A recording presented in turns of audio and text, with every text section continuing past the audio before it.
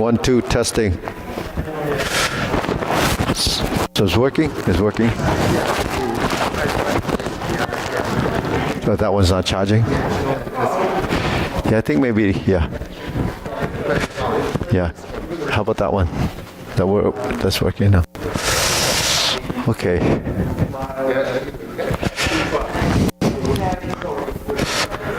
Okay, ready? We'll start off. Okay, ready? Bow. Salute. Okay, first exercise. Hands up. Ready? 1, 2, 3. 1, 2, 3. 1, 2, 3. 1, 2, 3. 1, 2, 3. 1, 2, 3. 1, 2, 3. 1, 2, and stop. To the side. 1, 2, 3. 1, 2, 3. 1, 2, 3.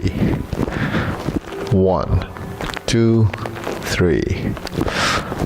1, 2, 3. 1, 2, 3. 1, 2, and stop. Okay. Hands up. Reach down. 1, 2, 3. To your right. To your left. Center. Inhale. Exhale. Hands up. Reach down. 1, 2, 3. To your right. Left. Center. Inhale. Exhale. Okay, hands at waist. Circular movements. 1, 2, 3, 4, 5, 6, 7, 8, 9, 10. 1, 2. Reverse. 1, 2, 3, 4, 5, 6, 7, 8, 9, 10. 1, 2. Center cross. Knees. Circular movements. 1, 2, 3, 4, 5, 6, 7, 8, 9, 10. 1, 2. Reverse. 1, 2, 3, 4, 5, 6, 7, 8, 9, 10. 1, 2. Center. Hands on your waist. Neck turning. 1, 2, 3, 4, 5, 6, 7, 8, 9, 10. 1, 2. Back and forth. 1, 2, 3, 4, 5, 6, 7, 8, 9, 10. 1, 2. Centered. Tilt to the side. 1, 2, 3, 4, 5, 6, 7, 8, 9, 10. 1, 2. Center down. Circle movements. 1, 2, 3. Reverse. 1, 2, 3. Center. Hands up. Inhale. Exhale. Inhale. Exhale. Inhale. Exhale. Okay, spread your feet. Turning. 1, 2, 3, 4, 5, 6, 7, 8, 9, 10. 1, 2, 3, 4, 5, 6, 7, 8, 9, 10. 1, 2, 3, and stop. Turn, stretch it out.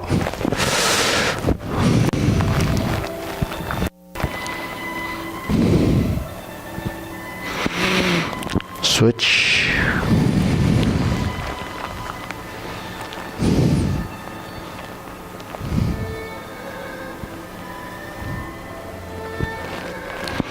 Switch.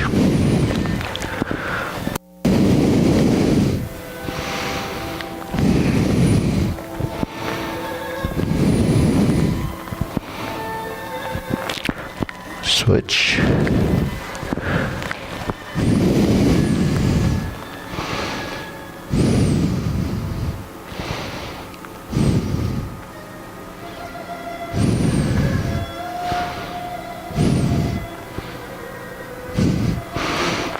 Switch, straight in front of knee.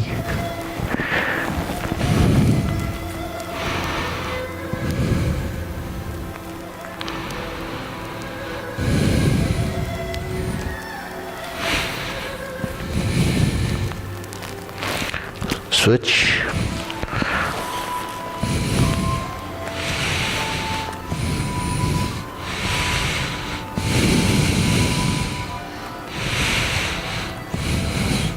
Switch.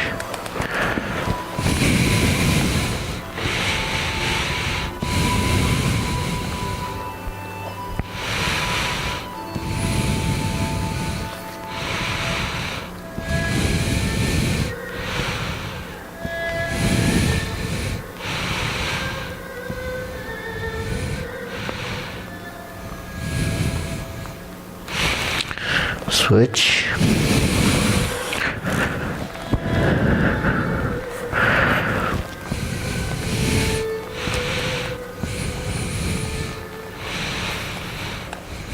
Okay, center.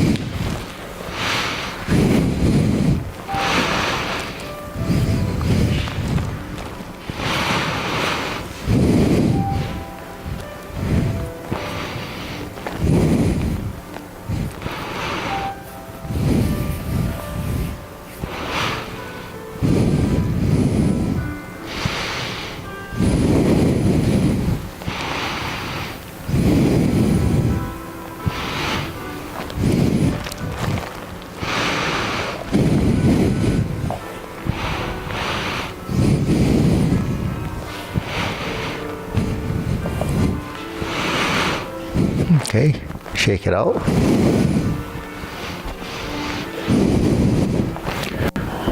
And say inhale, exhale, inhale, exhale, inhale, exhale. Shoulder roll.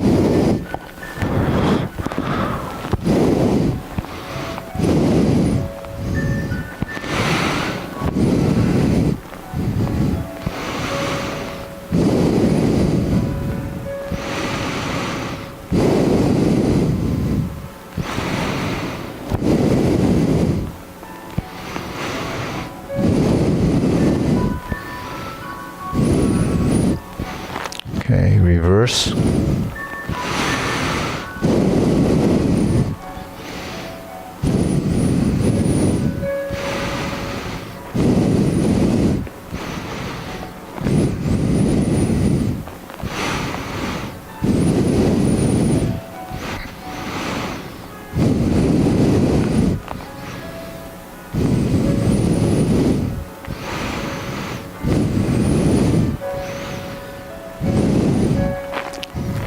Okay, press, release, exhale, inhale, breathe through your nose.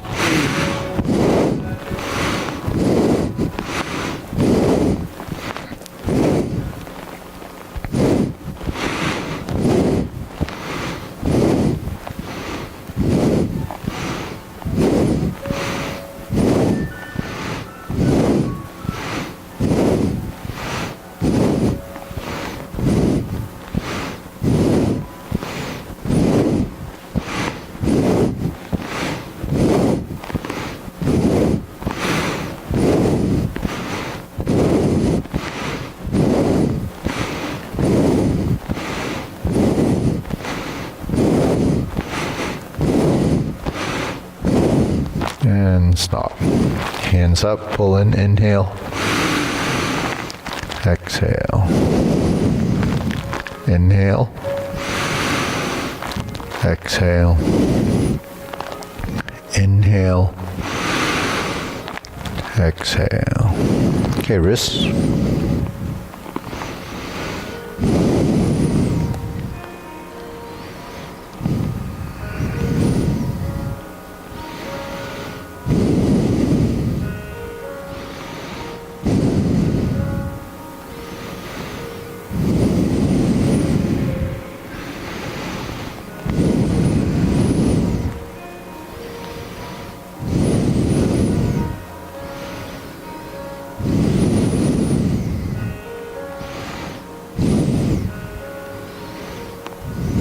Reverse.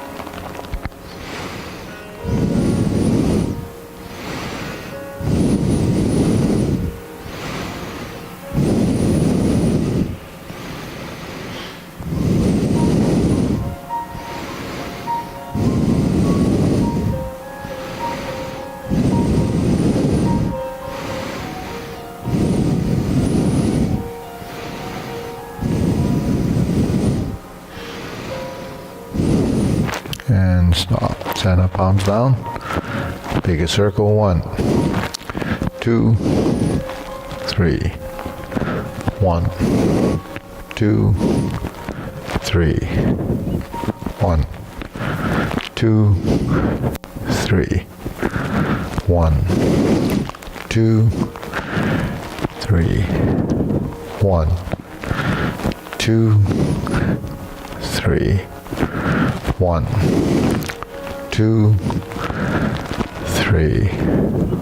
1, 2, 3. 1, 2, 3. 1, 2, 3. 1, 2, and stop. Okay, shake it out. Side to side. Shifting your weight.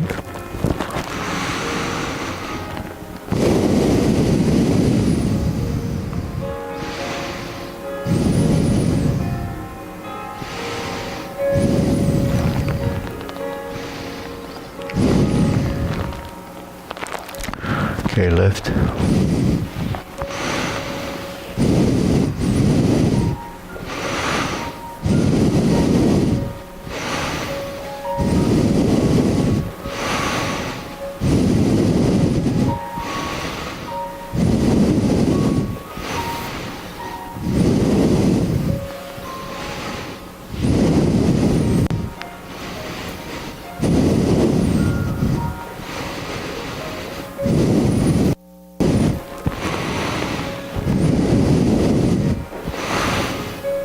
Okay, insert needle.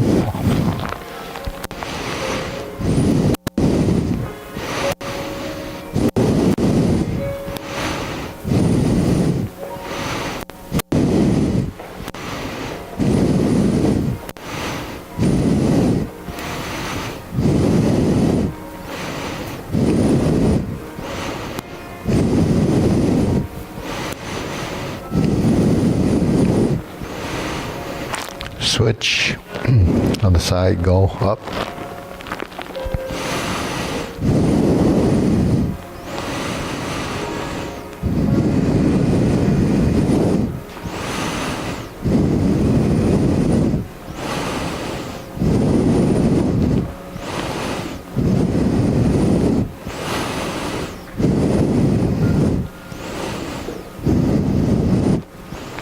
And center.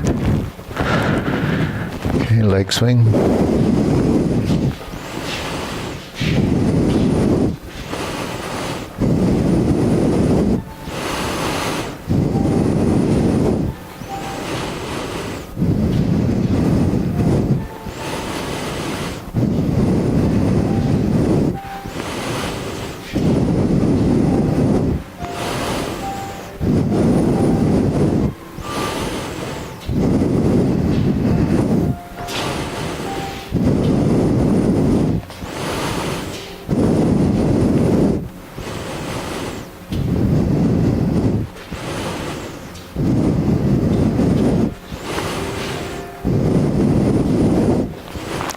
Switch.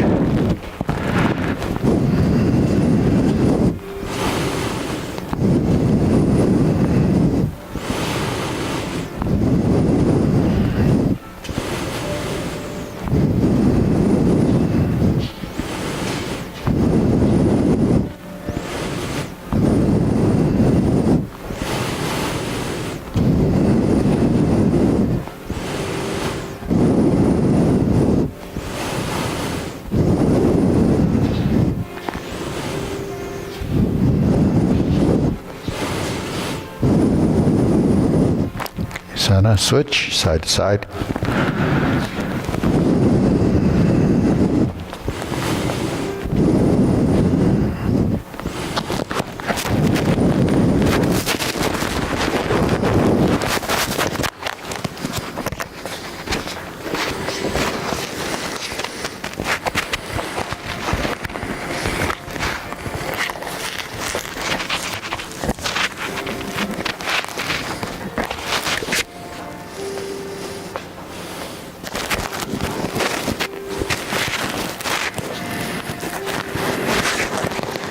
Switch.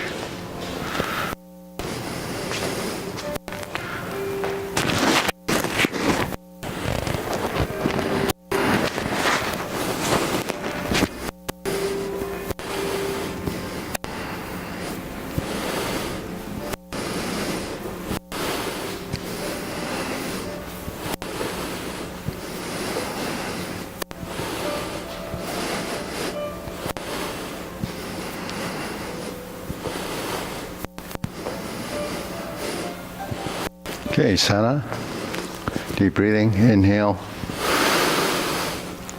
Exhale. Inhale.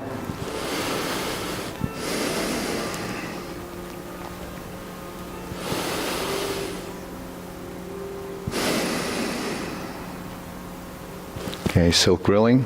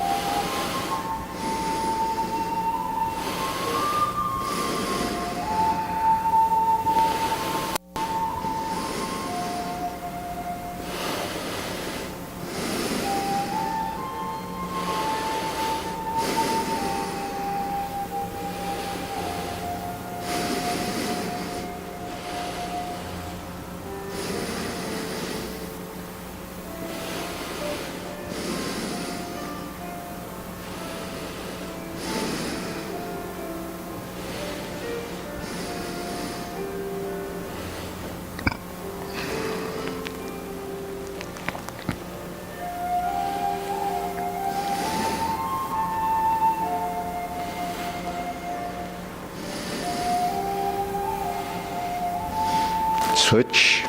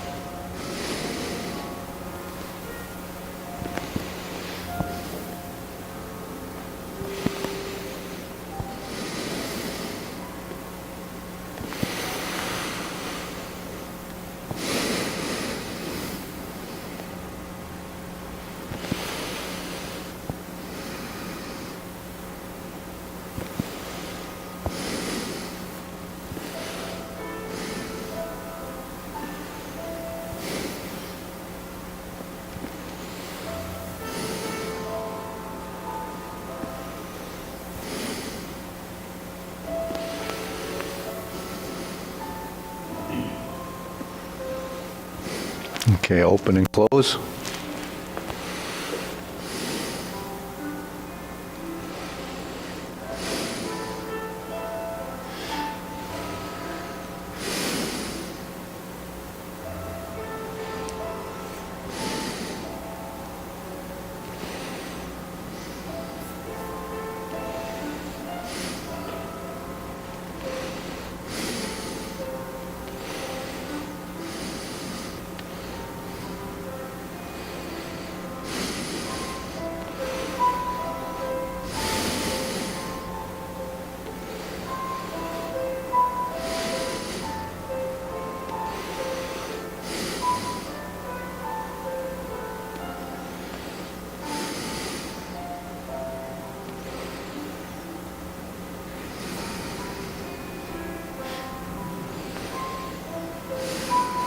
Switch.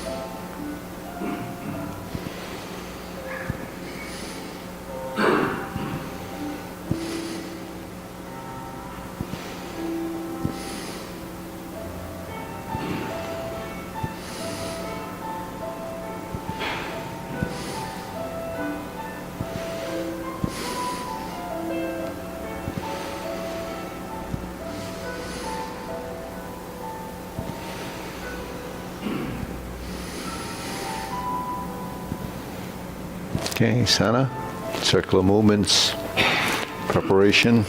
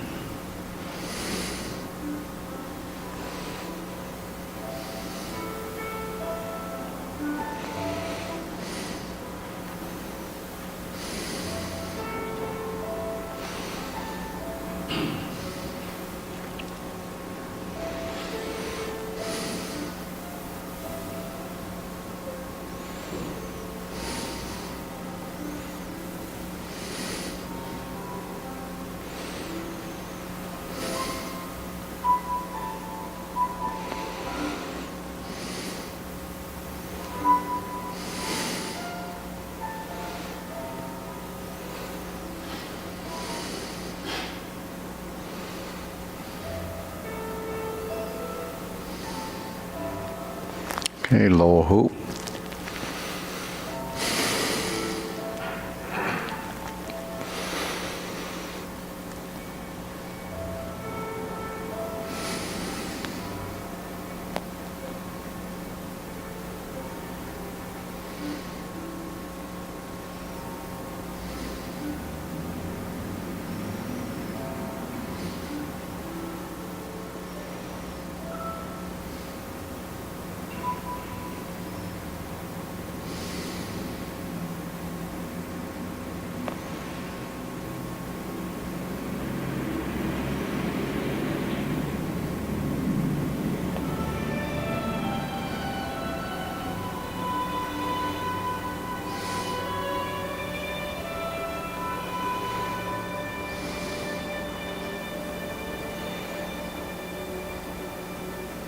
Shoulder height.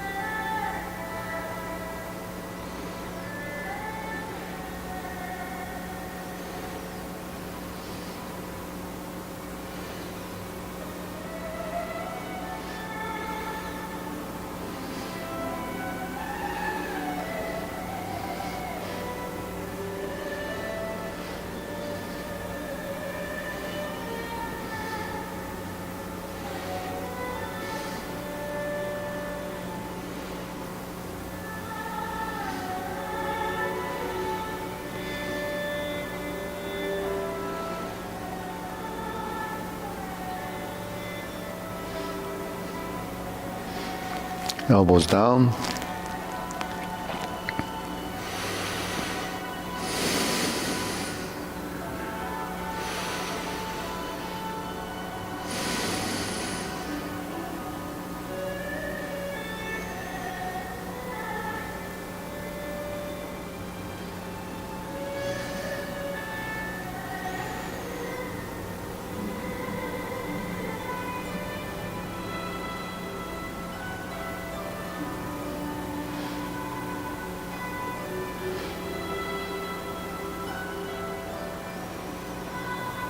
Palms down.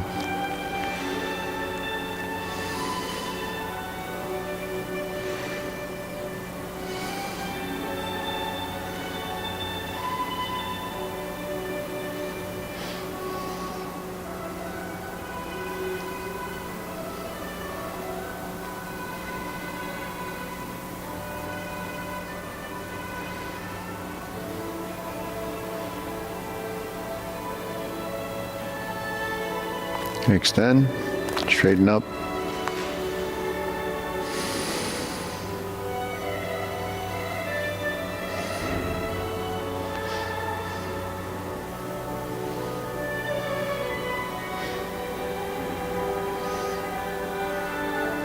Okay, deep breathing, inhale.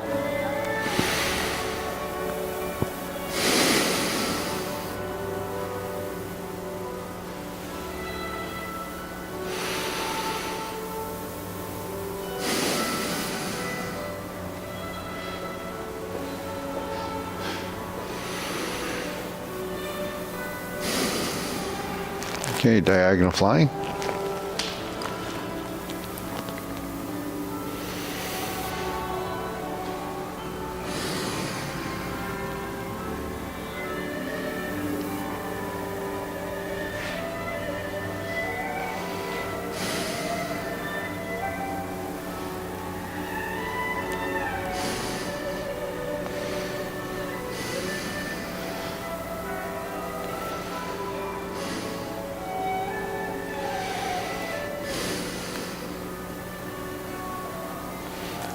Switch.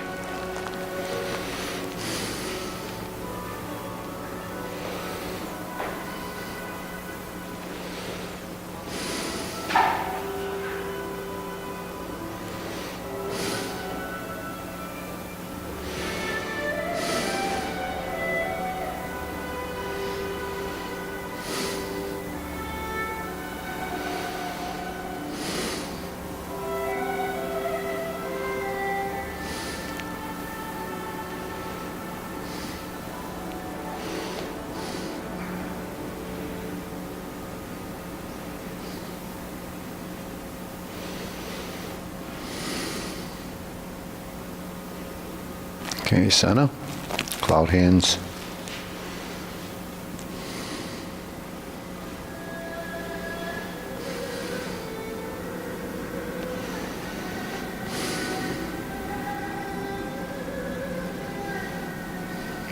Okay, let's work our feet a little bit with the legs.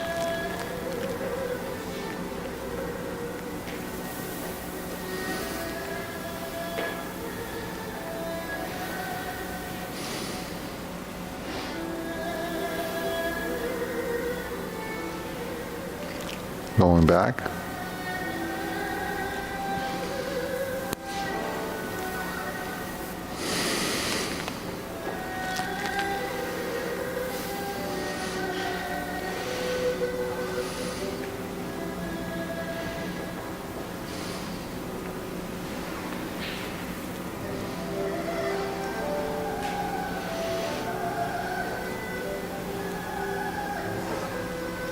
Going back.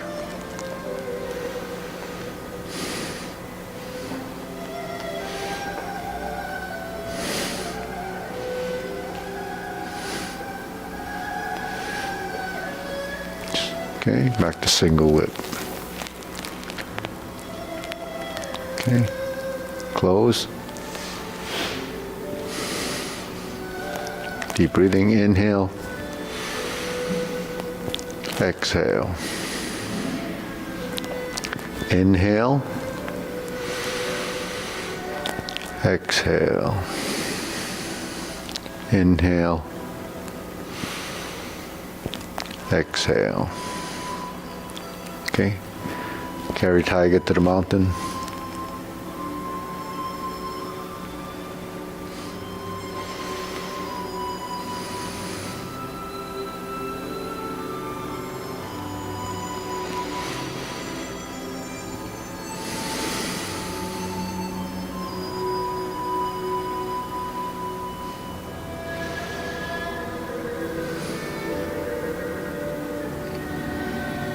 Okay, infinity sign.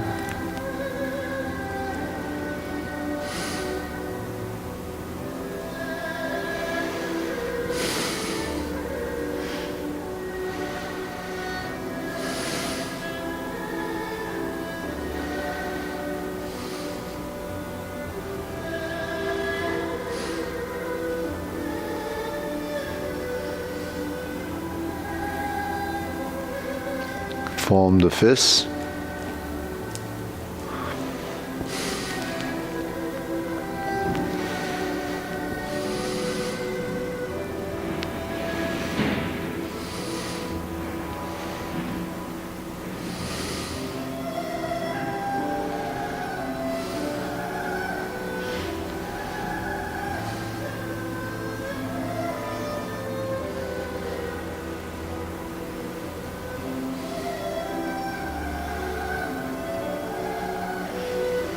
Okay, strum the lute.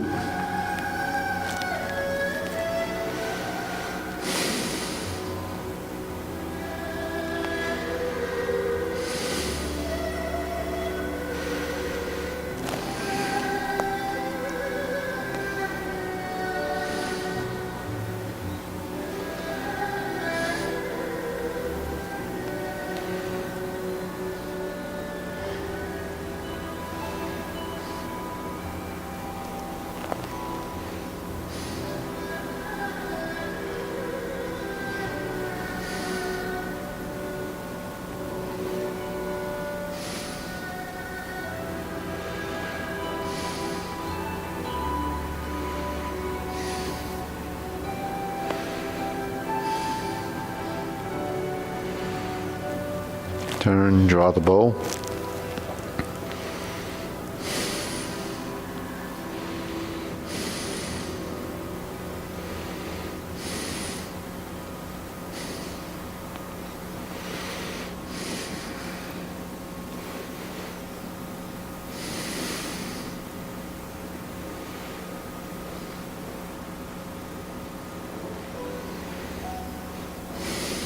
Okay, fan to the back.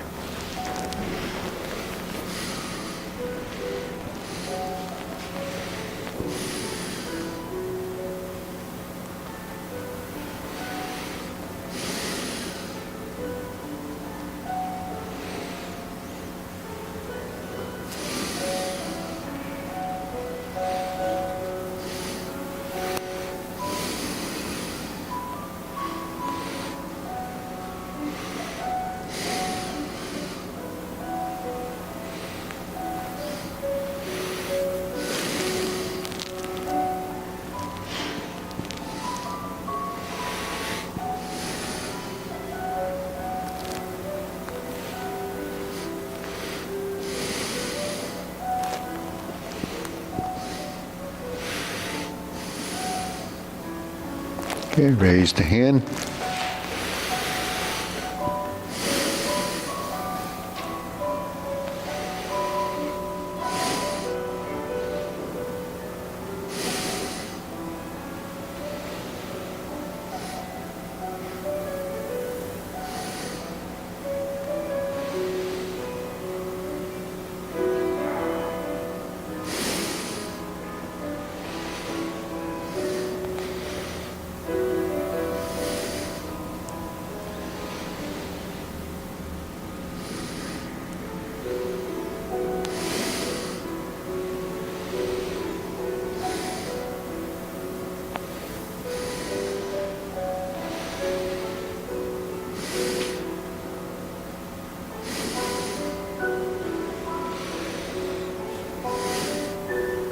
Okay, palms down. Deep breathing, inhale. Exhale. Inhale. Exhale. Inhale. Exhale. Okay, go through short form. Okay, preparation, begin.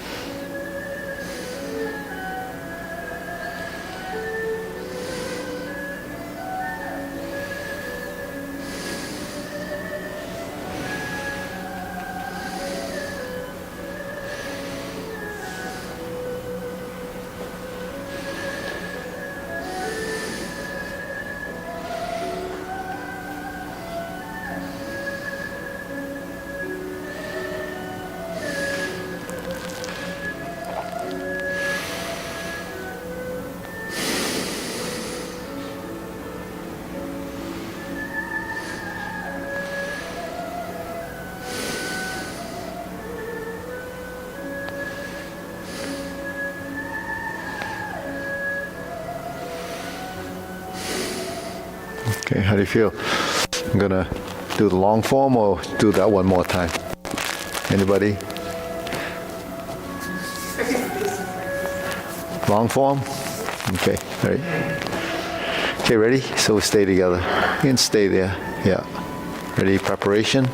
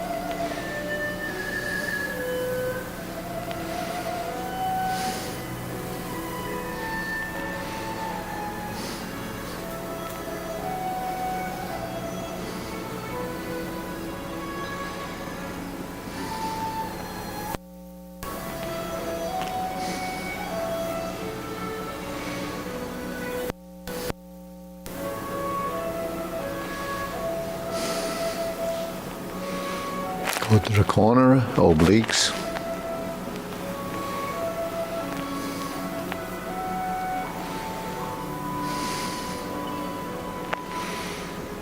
Go to opposite corner.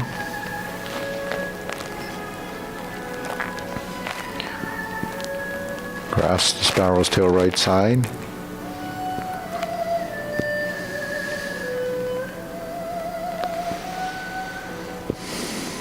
Single whip to the corner. Turn, fist under elbow.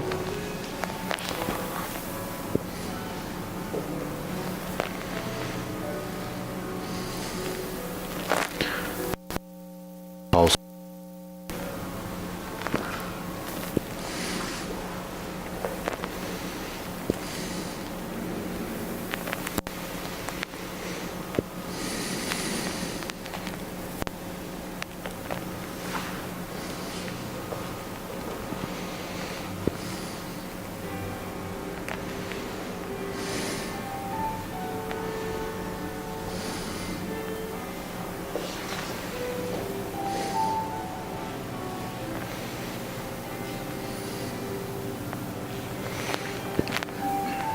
Carry your tiger to the mountain.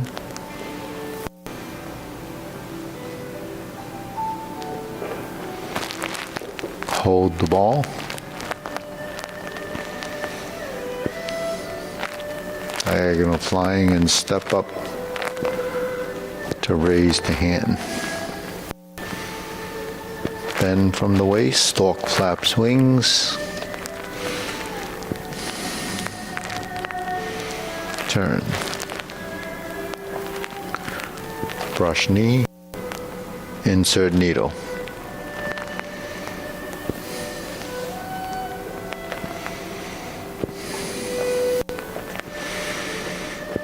fan to the back.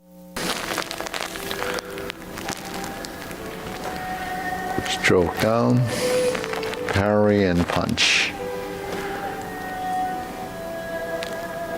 Step backwards, form the fist, retreat, divert, block and punch. Step up to grasp the sparrow's tail.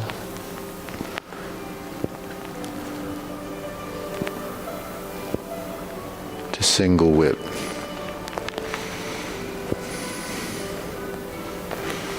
Cloud hands.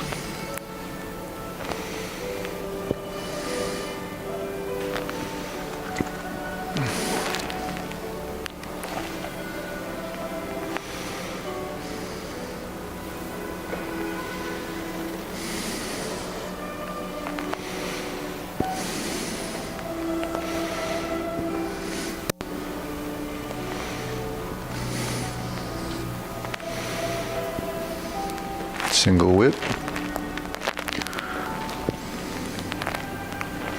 Okay, turn, set up. High pat the horse.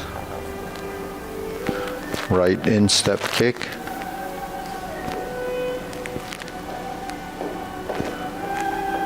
Set up, high pat the horse. Left instep kick. Turn. Left heel kick. Brush knee right side. Brush knee. Twist step left side. Push. Twist step, step up, planting punch. Sit back, turn. 180 degree parry and punch. Step up to set up. High pat the horse. Cross step behind. Beat the tiger.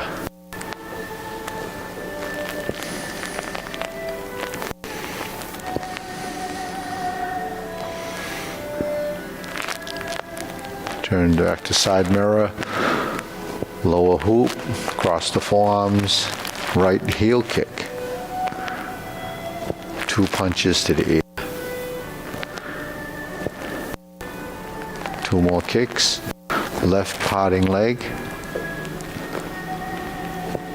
spin, pivot, flip the hands over, right parting leg, stroke down, parry and punch.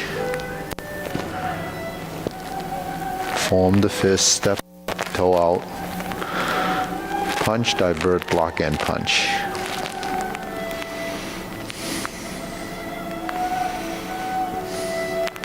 Leopard and tiger springs to mountain. Carry tiger to the mountain.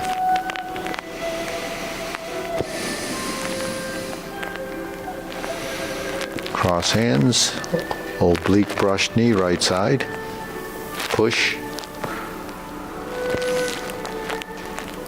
180 degree turn, oblique left side, brush knee and push. Right side grasp the sparrow's tail.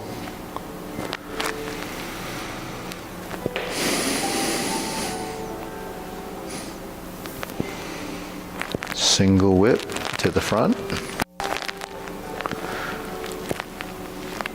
Hold and reverse the ball.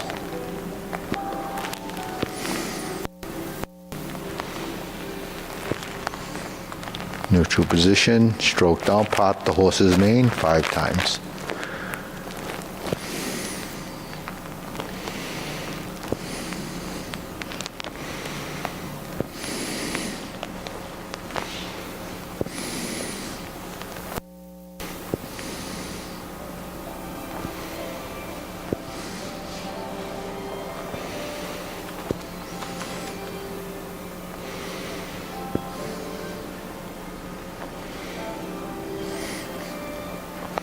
Cross corner, Jade Lady work shuttle.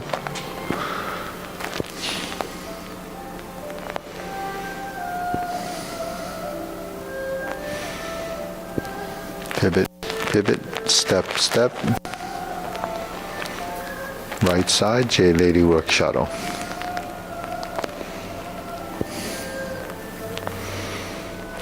Pop the horse's mane.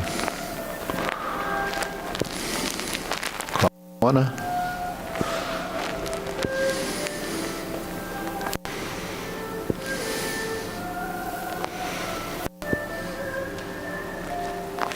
Sit back, pivot and pivot. Step, step. Jade Lady work shuttle right side. Back to grasp the sparrow's tail.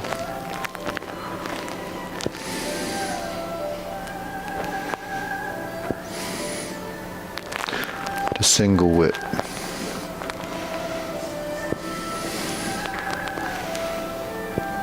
Hold and reverse, oh, not reverse the ball, cloud hand, sorry. Second set.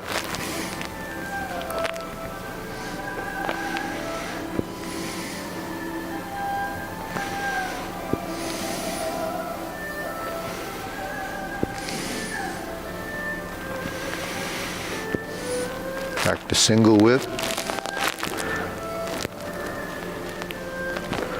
Downward posture, turn, cover the left, snake sticks out tongue, right, pull down, squat down, transition up, golden cockerel stands on one leg, press down, reverse the stance, repulse the monkey.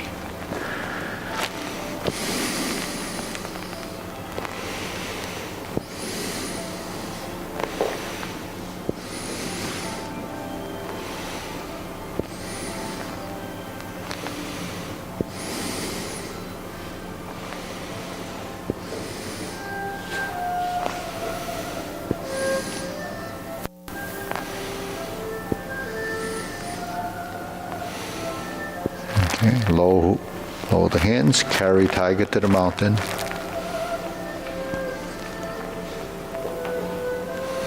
Hold the ball and repeat.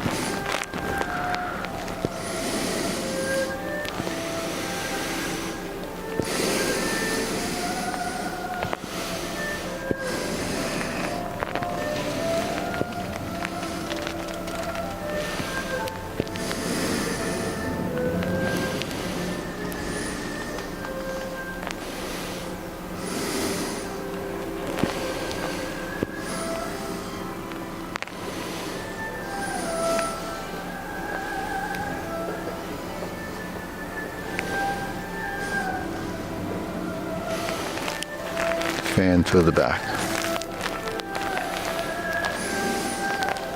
Stroke down, parry and punch.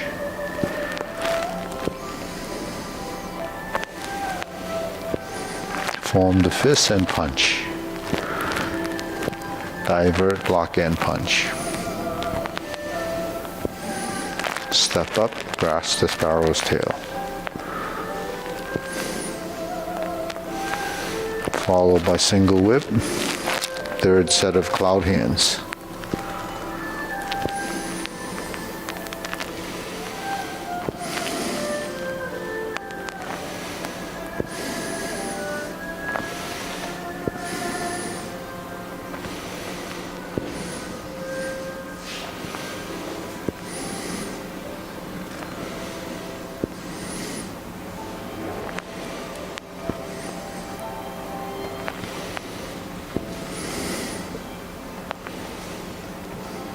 Back to single whip. Turn toward the side mirror again.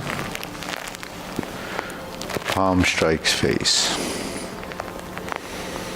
Turn. Single lotus kick. Left side brush knee push. Set it up, twist step, step up. punch down the crotch.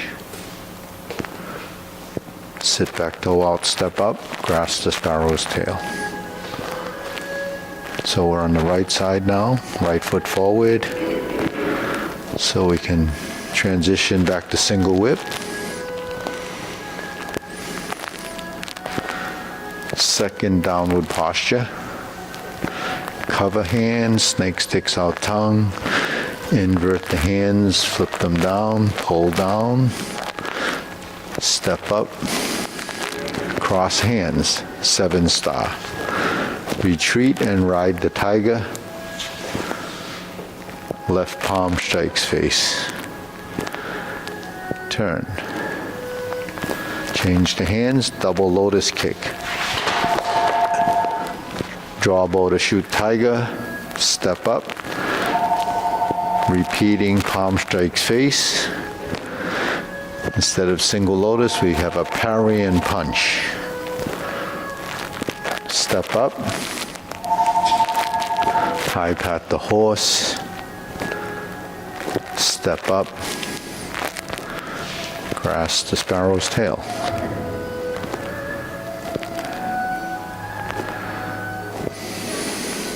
Single whip. Okay, hold the ball. Reverse.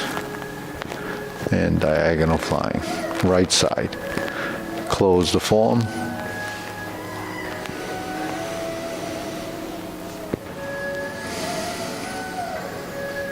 Okay. Deep breathing. Inhale.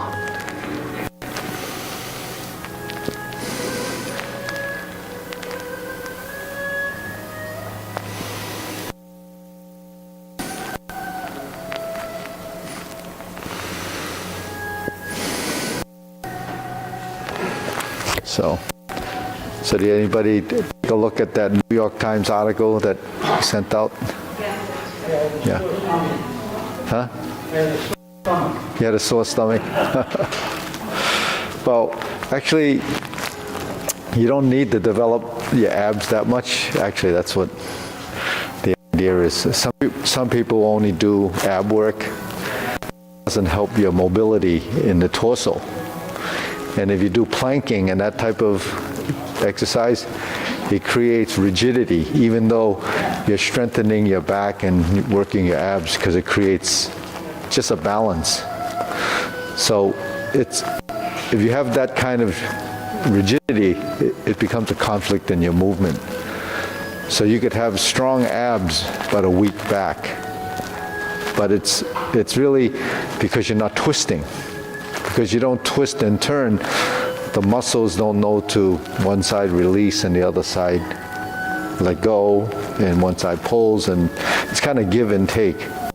But if they're always like this, then when you turn and there's a conflict, and this turn is too strong for this one, and this is still creating some type of a conflict, then your spine will go out. It throws your disc out because it's pulling to one side. Yeah. If you do something like sit-ups in the flat, which, like you say, doesn't do any twisting, but then come in here and go through this 3 times a week, wouldn't that be beneficial? If you're doing the twisting to overcome the tension long enough. See, training is specific.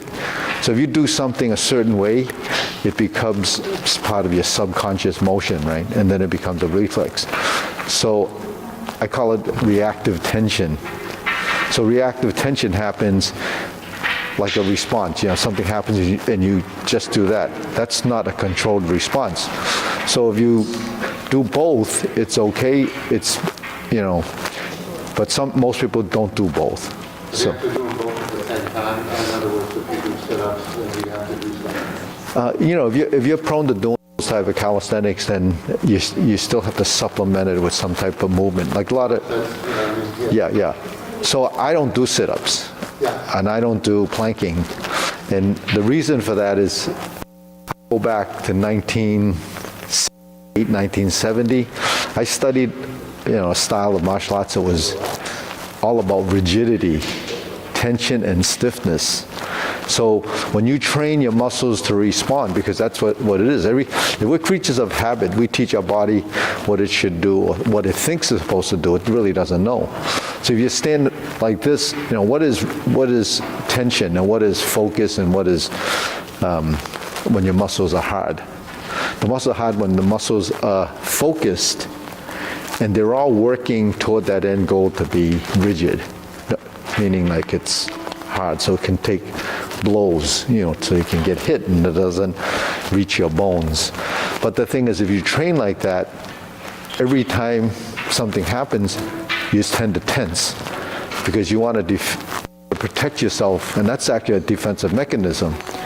Fight or flight thing is it causes tension in your body so that anything that comes toward you might not penetrate.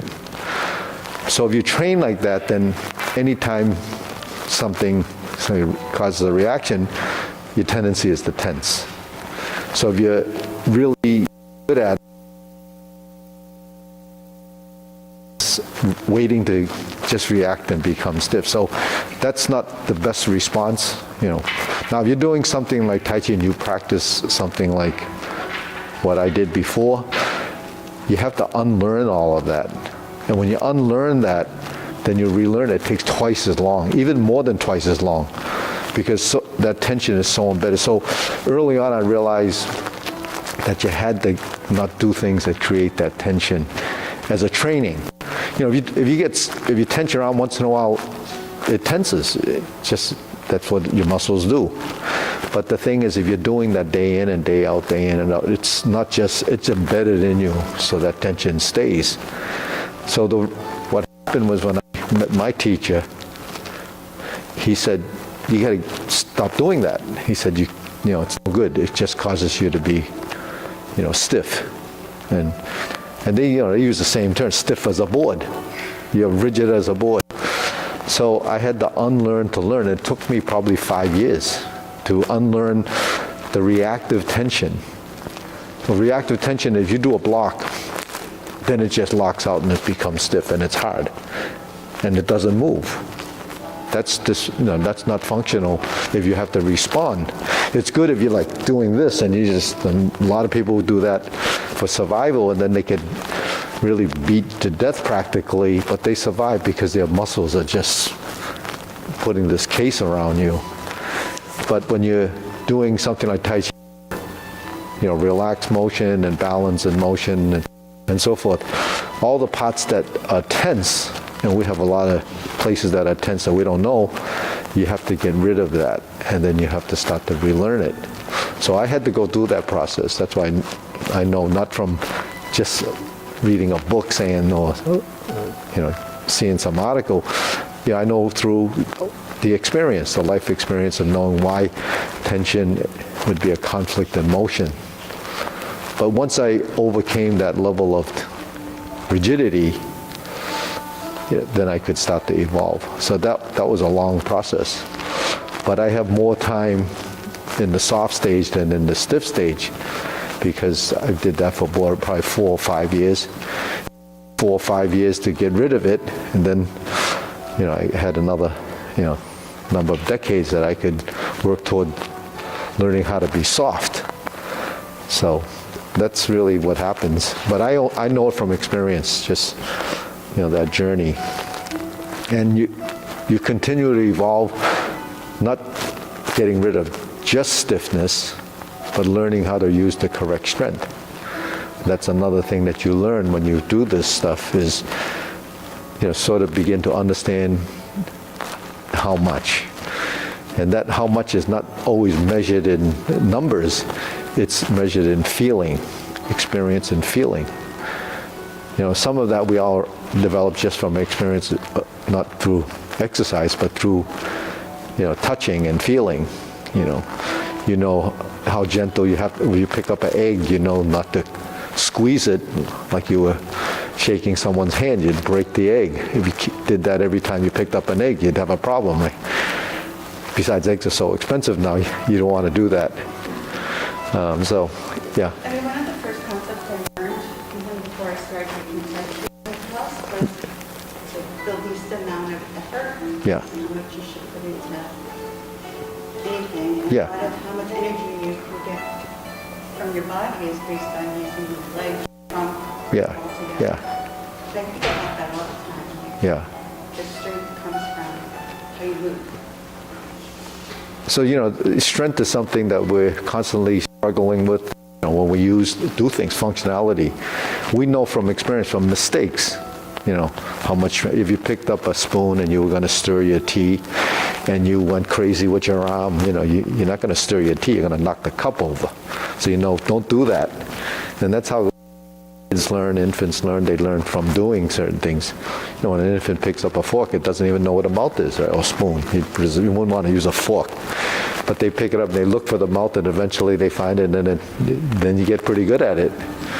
But if you know for a fact that you wouldn't, from poking yourself in the face, that after a while you know to stop doing that.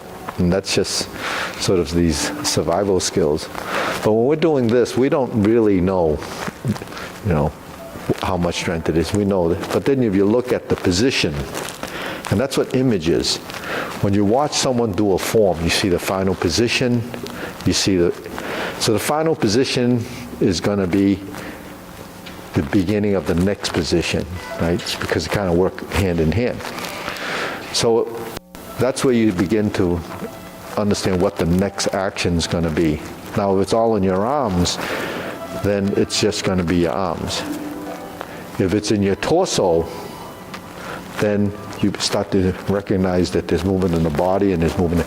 That's what is different from just doing planks and doing something like sit-ups. Because those are singular directional motions, and it only will do that. But if you're doing multi-dimensional movement, then that's programming your muscles to be sequential. So sequential, motions rather than less sequential motions.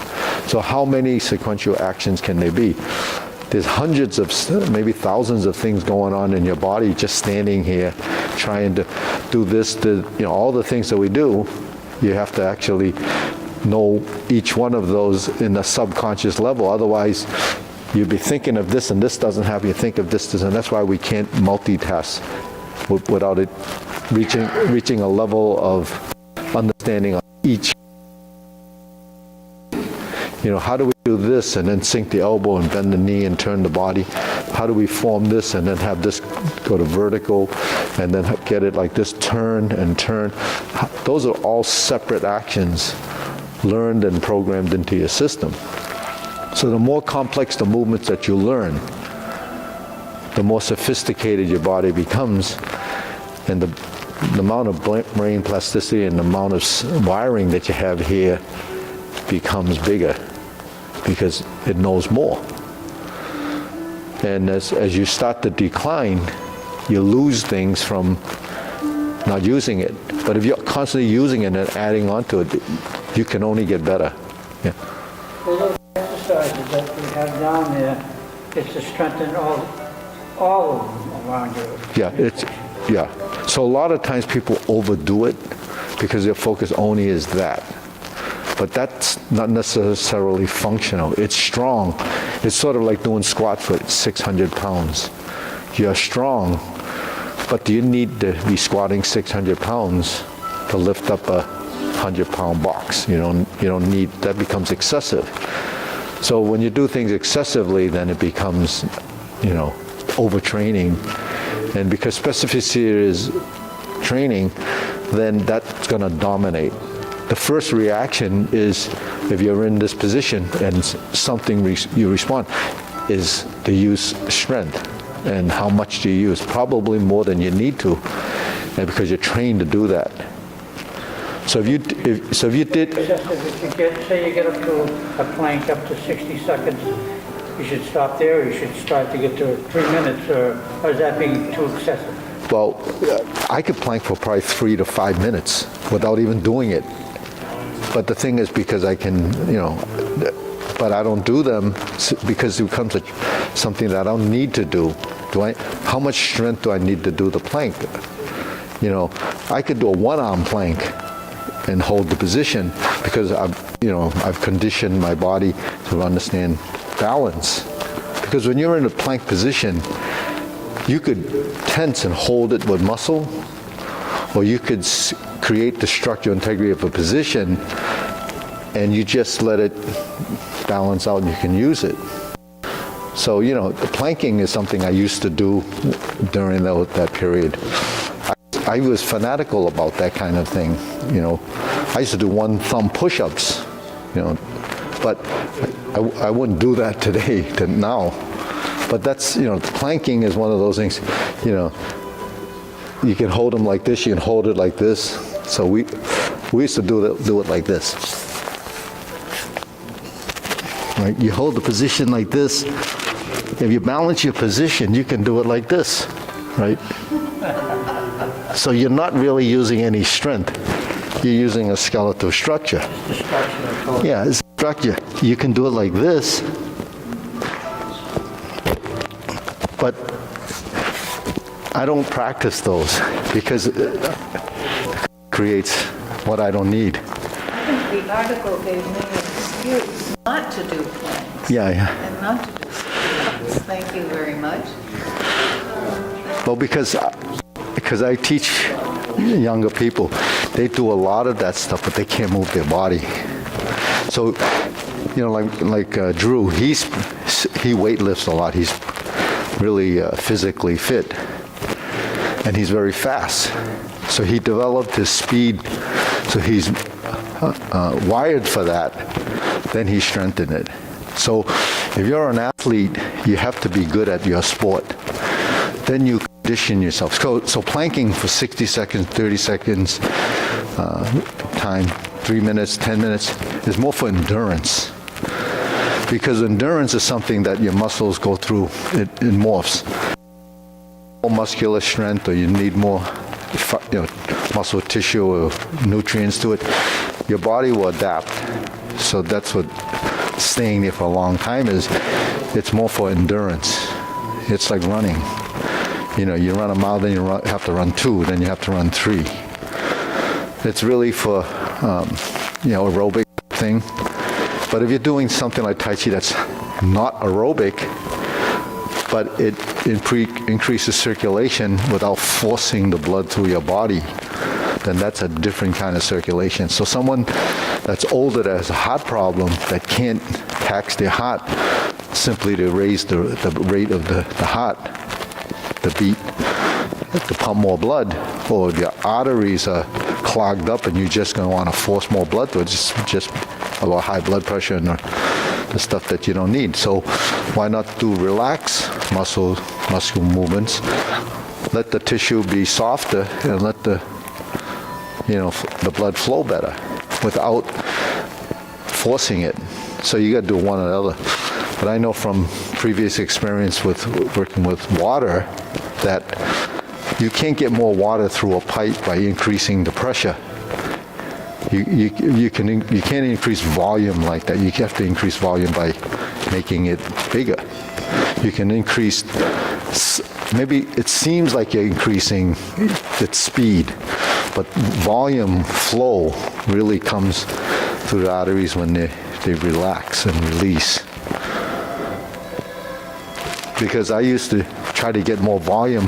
Like if you had a 2-inch pipe, and you distribute it into, say, 10 half-inch pipes, and you want to get more volume in each, you increase the pressure, you get a little bit more flow, but the volume doesn't increase the way you would want it without increasing that pressure, because it takes a lot of pressure to keep going, so you need a booster pump. But we can't boost our pump. We just have this pump. How do you boost it? You make it beat faster. Then you may have a heart attack. So, it's just how you kind of look at it. So, but when we do these simple movements, then we have total body movement in the sense that we're moving all parts. So if you look at fluids that seek the path of least resistance, if this is really tight, it's going to go somewhere else. It doesn't get the same nutrients as you want. If you don't move your joints, the ligaments and tendons don't have as good a circulation as the muscles and the tissue there. So they deteriorate at the ends.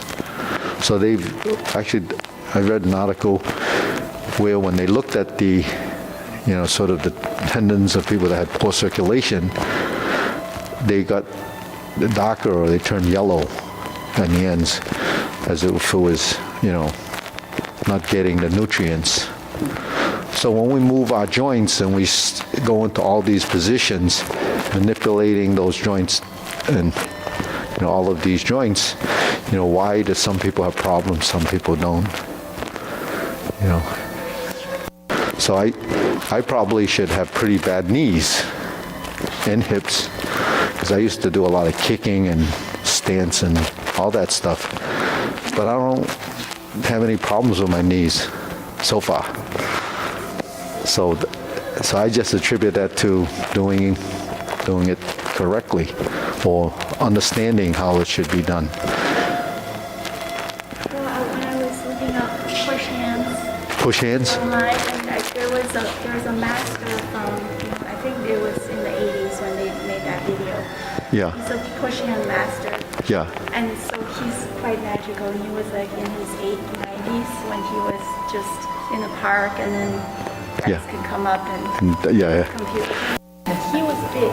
He was a round figure. yeah. And that surprised me, but it seems like he wasn't the only one. Like you can be very round and be a Kung Fu master or a Tai Chi master. Yeah, you can be any shape being a master. Well, But the thing is, I don't know how much, well, maybe internally you didn't see it moving outside, But, there's a lot of, I knew this guy, he was probably 350 pounds, and he was a Dominican, and when he danced, whatever, he'd move his body like it was like jello. Baltimore, the master Yeah, yeah. Tai Chi